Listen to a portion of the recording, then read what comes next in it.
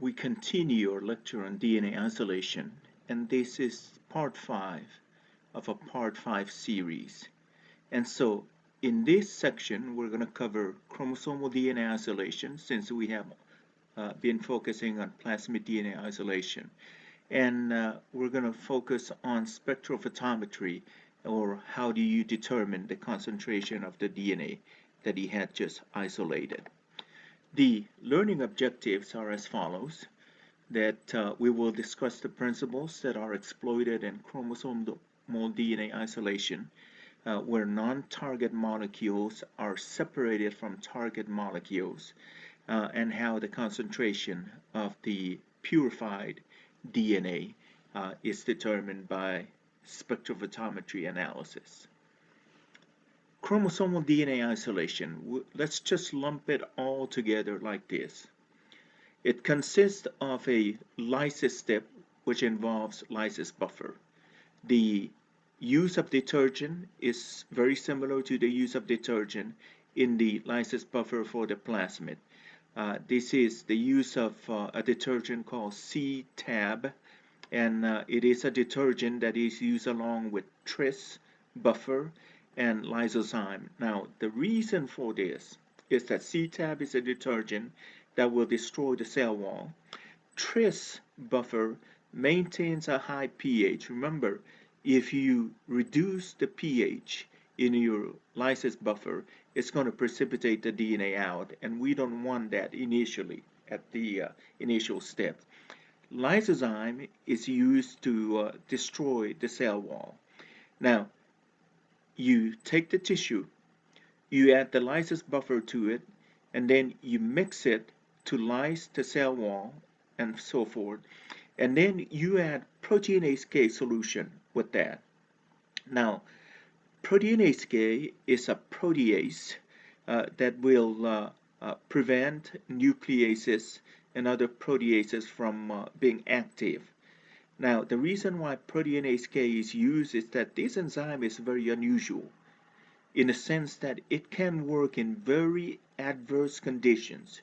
It can work under conditions of high detergent concentration or high temperature, because chromosomal DNA isolation involves the addition of proteinase K in SDS lysis buffer. Okay, in the next step, and this is done in order to denature the proteins and prevent proteases from acting, especially nuclease that will chew up the DNA.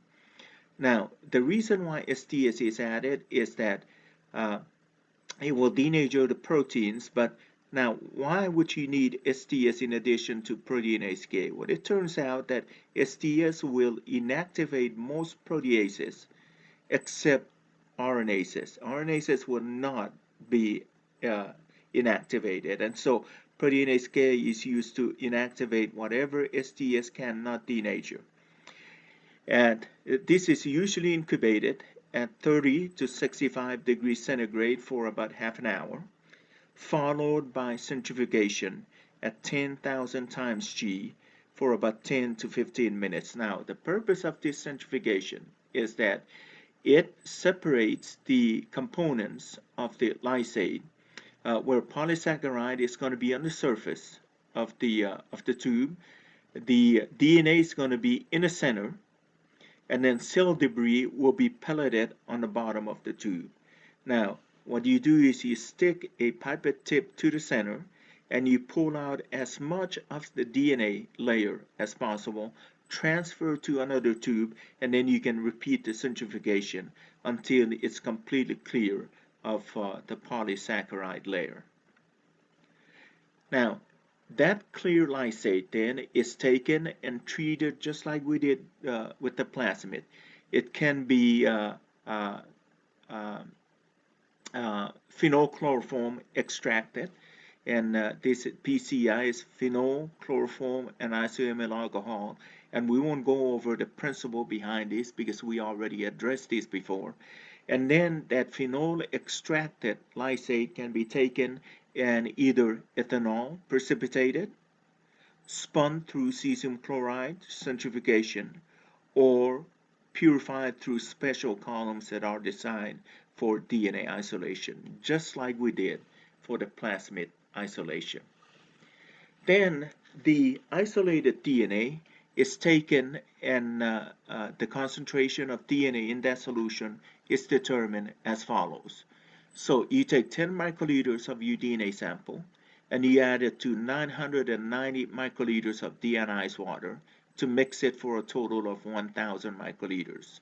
And then you put it in a cuvette, a special cuvette that will not absorb at UV region.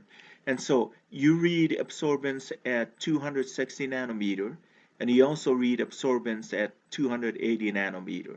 Now, DNA is absorbed at 260, not just DNA, but DNA and RNA, and proteins are absorbed at 280. All right?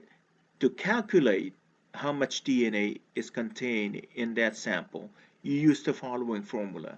One absorbance of nucleic acid solution at 260 nanometer is equal to 50 microgram per mil.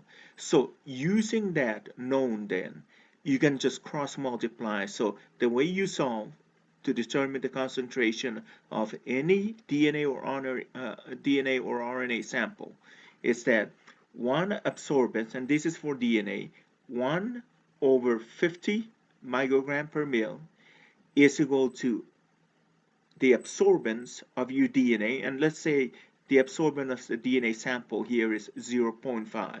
So 1 over 50 microgram per mil is equal to 0.5 over X. All right? So X then is equal to 50 microgram per mil times the absorbance, which is 0.5.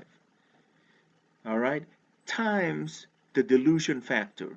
And the dilution factor is you took 10 microliters and diluted it to 1,000. So that's a 1 to 100 dilution. So you have to say X is equal to 50 micrograms per mil times 0.5 for the absorbance times 100. And whatever that is equal to, it's going to be in the unit of micrograms per milliliter, and that is your DNA concentration. Now, how do you determine whether or not this DNA is pure?